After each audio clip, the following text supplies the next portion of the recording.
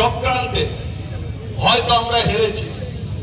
তবে একটা কথা আপনাদের মনে রাখতে হবে, নওশাদ ভাই গতবারে 2021-এ ভাঙড় থেকে জিতেছিল, 2026-এও জিতেছে। কিছুটা লড়াই আমাদের খুব টাফ লড়াই ছিল ভাঙড়ে।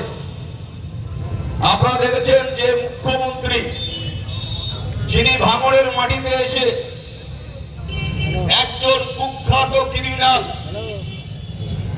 যার গোটা বাংলায় যার নাম শুনেছেন যে বাঁচচোর হিসাবে, যার নাম গোটা বাংলায় বেঁচেছিল।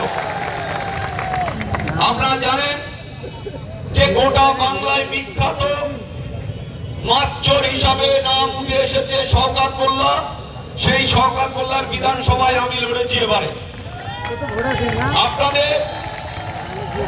আপনাদের মনে রাখতে হবে, বিয়ারুল ভাই এখানে হাড়োয়ায় লড়াই করেছে, অনেক প্রোগ্রাম আমি দেখেছি, কিন্তু আমাদের লড়াইটা আবার অন্য লড়াই। হাড়োয়ায় একটা বৈশাল লড়াই, মিনেখাতে একটা পরিস্থিতির উপরে লড়াই, ভাঙড়ে একটা সংগ্রামের মধ্যে দিয়ে লড়াই, ক্যানিং পূর্ব বিধানসভায় একটা পরিস্থিতির উপরে লড়াই হয়েছে। কিন্তু একটা কথা আপনাদের মনে রাখতে হবে যে আমি দীর্ঘদিন ধরে আমি তৃণমূল দলটা করে এসেছি। আমি কেন হঠাৎ আইএসএফে গেলাম সেটা অনেকের প্রশ্ন আছে, যারা ভুল হয়তো সুবিধাবাদী লোক। কিন্তু একটা কথা আপনাদের মনে রাখতে হবে, আমি যে দলটা করি জীবন বাজি রেখে, আমি মৃত্যুর ভয় করি না, আমি লড়াই করি সেই পার্টির নীতি আদর্শের উপরে ভরসা করে। আমার লড়াই সংগ্রাম সম্পূর্ণভাবে পার্টির নির্দেশকে ফলো করে। আপনারা জানবেন যে আমি 2006 সালে ভাঙড় থেকে বিধানসভায় লড়াই করে আমি তৃণমূল কংগ্রেসের বিধায়ক হয়েছিলাম। 2011 সালে আমার দলের লোক আমাকে হারিয়ে দিয়েছে সামান্য ভোটে, আমি হেরে গেছিলাম। তারপরে আপনারা দেখবেন যে এখনো পর্যন্ত আমি পঞ্চায়েত সমিতির সভাপতি, তিনবারের ভাঙড় 2 নম্বর ব্লকে পঞ্চায়েত সমিতির সভাপতি, এখনো আমি রানিং পঞ্চায়েত সমিতির সভাপতি। হয়তো অনেকেই প্রশ্ন করবে যে আপনি কিভাবে একটা দলকে চেঞ্জ করে আর একটা দলে আপনি কিভাবে সভাপতি আছেন। একটা কথা মাথায় রাখতে হবে, যে হারমাদের বিরুদ্ধে আমাদের লড়াই ছিল, সেই হারমাদ আপনারা দেখেছেন যে আজকে এনআইএর জালে সেই শওকত মোল্লা শুধু ক্যানিং ভাঙড় নয়, গোটা জেলা জুড়ে যার হাতে শয় মানুষের রক্ত যার হাতে লেগেছিল সেই শওকত মোল্লা।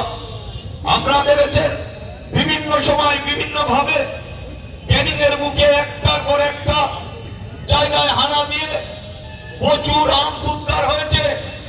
আপনারা দেখেছেন শেষ পরিস্থিতিতে ভাঙড়ে চালতে বেরিয়া একটা গ্রামে, সেখানে বোম বাঁধতে গিয়ে স্পটে একজন মারা গেছে, 5-7 জনের হাত পা উড়ে গিয়েছিল, কিন্তু এখনো তাদের কোনো হদিস পাওয়া যায়নি। সেই কেসে এই শওকত মোল্লা হারমাদ মাতচোর, সেই কেসে অ্যারেস্ট হয়েছে এনআইএর হাতে। আমরা ভাঙড় ক্যানিং নয়, গোটা বাংলার মানুষ অন্তত শান্তি পেয়েছে যে একজন হারমাদ, একজন খুনি। মুখ্যমন্ত্রী মমতা বন্দ্যোপাধ্যায় যাকে ভাঙড়ের মাটিতে তার সার্টিফিকেট দিয়ে গিয়েছিল, আজকে মুখ্যমন্ত্রীর ভাবা উচিত প্রাপ্তর।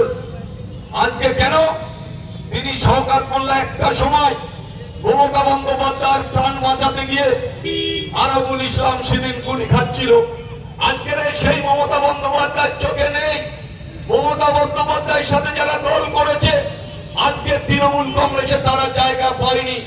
আজকে কিছু হারমাদ, কিছু তোলাবাজ, কিছু যারা সন্ত্রাসকারী, আজকে এবারে 2026-এ আমি বলেছিলাম যে বাংলার মাটিতে এই মমতা বন্দ্যোপাধ্যায় সরকার আর থাকবে না, সেটা কিন্তু অক্ষরে অক্ষরে মিলে গেছে। আজকে এই অপদর্থ চাললো এই হারমাদ, আজকে এখানে বেশ কিছু তৃণমূলের হারমাদ, হয়তো তারা কামাইকে আওয়াজ শুনতে পাচ্ছে, কান খুলে শুনে রাখুন। হারমাদগিরি করে এলাকার এলাকায় সার্বিক উন্নয়ন না করে বোম বন্দুক নিয়ে লড়াই করা যায় না। আজকে একটার পর একটা হারমাত তৃণমূলে আজকে লুট করেছে, কখনো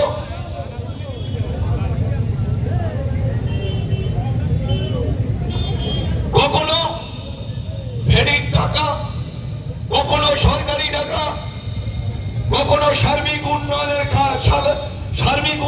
ক্ষেত্রে আজকে লক্ষ লক্ষ কোটি টাকা আজকে এই হারমাত তৃণমূল কংগ্রেসের নেতাদের কাছে গেছে। আপনারা বলুন, সব্যসাচী দত্ত তিনবার দল চেঞ্জ করলো, লাস্ট থেকে মমতা বন্দ্যোপাধ্যায় তাকে সার্টিফিকেট দিল যে সব্যসাচী আমাদের দলের একনিষ্ঠ কর্মী। আজকে দেখুন সব্যসাচীর ঘর থেকে কি পাওয়া যাচ্ছে, পার্থর বান্ধবীর ঘর থেকে পেয়েছিল, আর সব্যসাচীর বান্ধবীর কাছ থেকে সোনার পাহাড় উদ্ধার হচ্ছে। এটা জেনে রাখতে হবে এই অপদার্থ নির্লজ্জদের। আজকে যারা মার খাচ্ছে কারা? আজকে যারা এলাকায় তোলাবাজি করেছে, এলাকায় সন্ত্রাস করেছে, মিথ্যে কেসে ফাঁসিয়ে দেওয়া হয়েছে।